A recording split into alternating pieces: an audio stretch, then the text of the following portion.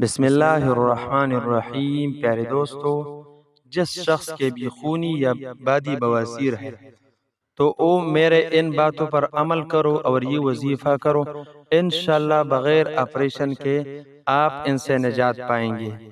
خونی اور بادی بواسیر دونوں انشاءاللہ ختم ہوں گے۔ یقین کے ساتھ ان اعمال کو کرو، پابندی کے ساتھ ان اعمال کو کرو، انشاءاللہ امید رکھتا ہوں اللہ تعالیٰ آپ کا یہ مسئلہ ختم کرے گا۔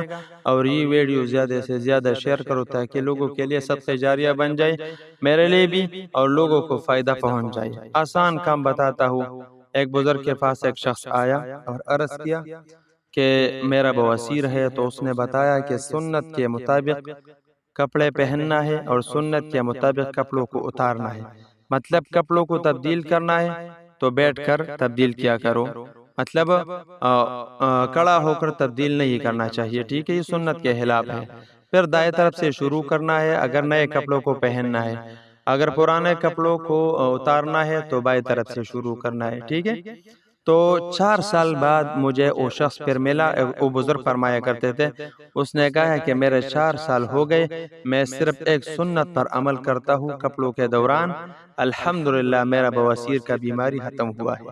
نمبر 2، آپ نے انجیر کو کھانا ہے، ایک ایک پاؤ تک کھاؤ، ایک ایک پاؤ انجیر صبح و شام کھانا ہے۔ تازہ انجیر اگر آپ کو مل رہا ہے، اگر تازہ نہیں ہے مارکیٹ میں جو خشک ہوتا ہے، 7 دانے آپ نے رات کے وقت بھگو کر پانی میں، اس کو بھگو کر صبح اس کا پانی بھی پینا ہے، اور اس کو تقریباً ناشتے سے 1 گھنٹہ بلکہ 2 گھنٹے پہلے اس کو کھانا ہے، ٹھیک ہے؟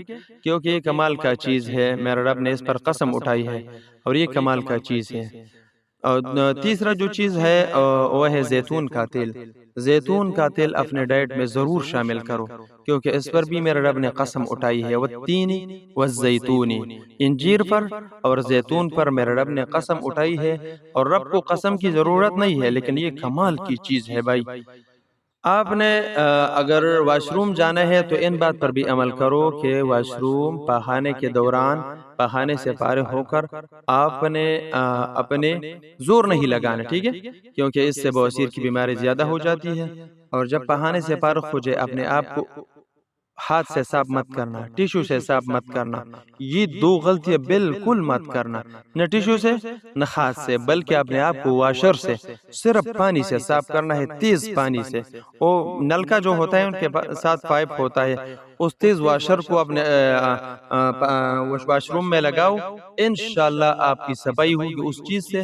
اور اس کو ایک مفتی ضرور سے فرمایا کرتے تھے، اللہ ان کو غریق رحمت کرتے، وہ بتایا کرتے تھے کہ ان کی وجہ سے اللہ تعالیٰ نے بہت سے لوگوں کی بیماریاں دور کی، بواسیر کی، کہ وہ صرف پانی سے اپنے آپ کی صفائی کرتے تھے۔